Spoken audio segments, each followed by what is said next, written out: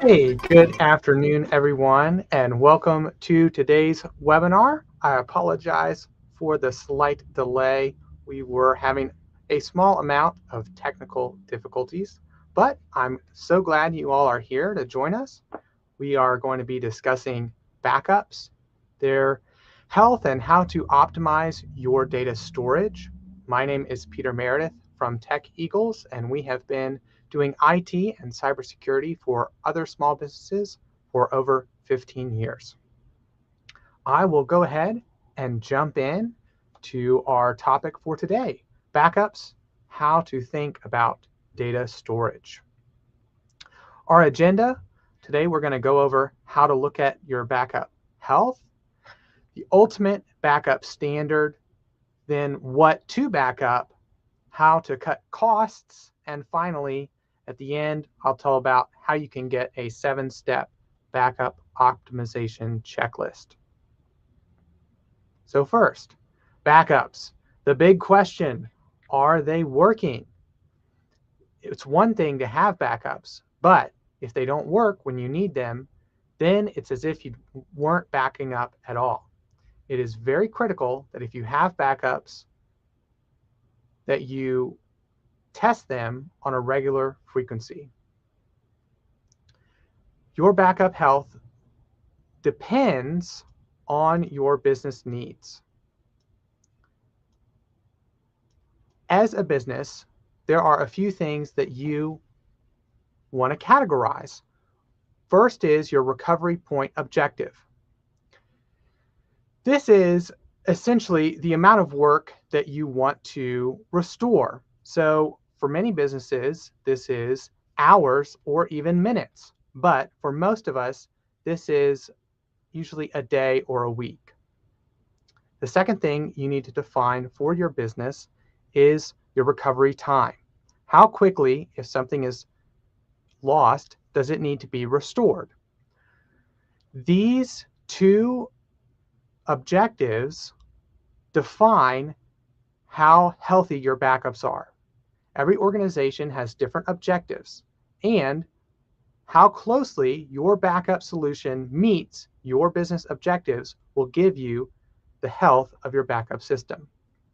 For anyone watching today or watching online later, you can take a quick second and jot down what is your objective for the recovery point and recovery time for your backup system.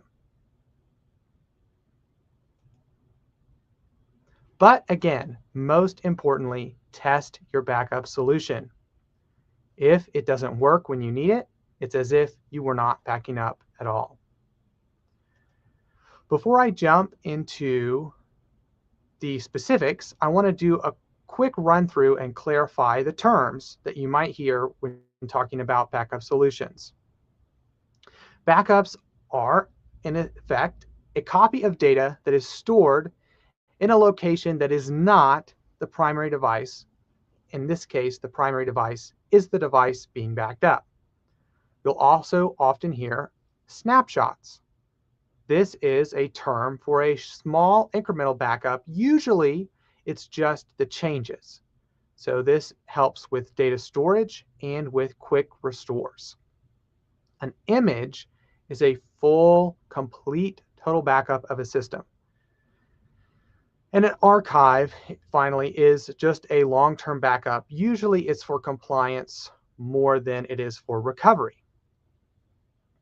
Then, in addition to the types of backups, there are other things like disaster recovery plans, local backups, cloud backups, and immutable backups. These are all terms that we want to be familiar with when we're discussing backup solutions. Now, the gold standard, the best backup solution. It follows the 3-2-1-0 rule. You have 3 copies of your data in 2 locations with 1 immutable copy and 0 restoration errors. Now, the 3 copies of your data are, they can be the one that you're using actively, so the one on your device, then a local backup and a cloud backup, with one of those being immutable, and both of them being tested for zero restoration errors. This is the gold standard. Not everyone can afford to meet this standard. It does require a local and cloud backup solution, as well as making one of them immutable. However, anything is better than nothing. And it's important that you are able to restore your information when it is lost. Strong backup solutions turn attacks like ransomware into just minor inconvenience. In addition, if you are regulated in an industry like HIPAA, you are required to keep backups of your PHI for a much longer time. This is why there are archive backups. Typically, having a backup of something that's more than a year old does not really serve a purpose for actual work that's being done. Rather, it's there to ensure that you have a copy for compliance or auditing purposes.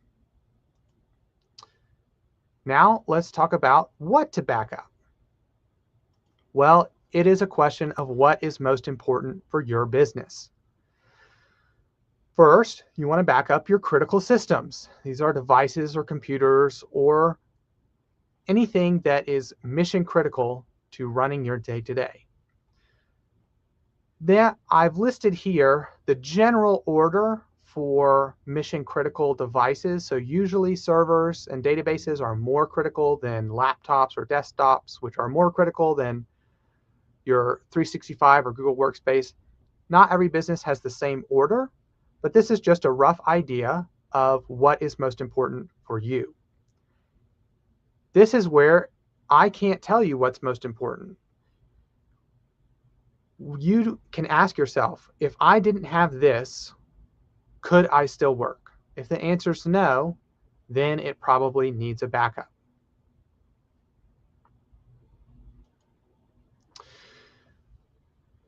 Now let's talk about frequency and retention.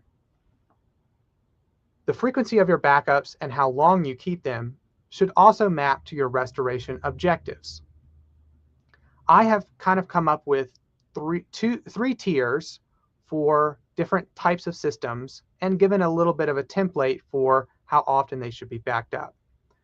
There are no hard and fast rules though. It is up to your business and what time period you want to be able to restore a backup from.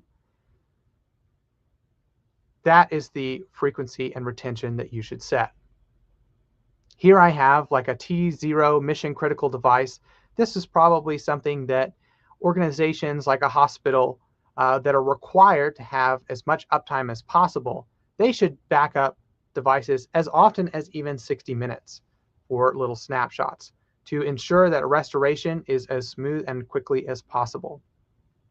But for you, categorize what tier of data you have, and then that can help you determine what frequency and how long you should keep those backups. This affects the cost levers. So there are 4 cost levers here that I have. The right size retention, deduplication, tiering and lifecycle policies, and then excluding noise. Right size retention refers to how long you want to keep a copy of your backup. If you want to keep backup every day and keep it backup for a year, then after 1 year, you'll have 365 versions of your backup. If you're backing up your entire computer, you will need storage that is equal to 365 times the storage on your computer. This is kind of absurd. So setting good retention policies helps with reducing the cost of backup storage. The other thing you can do is get rid of duplicates. So if you have 10 duplicates of a backup, that is more redundant than having 2 backups. Ultimately, when in an event that you have to restore data, it's important that you have something to restore to. Having more than one copy does not usually affect the ability to restore a backup. Ultimately, you want to spend your time testing and having at least one immutable copy rather than having just tons and tons and tons of backups. Then finally, tiering and excluding noise. These are talk about what levels of backup you need. So do you need to back up your entire device at the full image level? Or could you get away with backing up just some specific files or folders in your device or workspace? All of these are levers that you can use to affect the cost of a backup solution.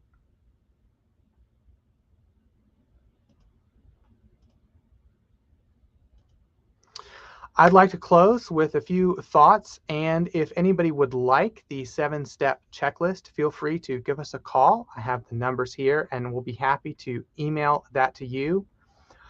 Ultimately, we find that backups are one of the most important ways that you can protect your business from any kind of incident. It's also required for most businesses that fall under any kind of regulation. This is medical, legal, insurance. All of these businesses have regulations requiring data protection and auditing, which helps when you have backups. With that said, I want to thank everyone for joining us, and I will see you all next time.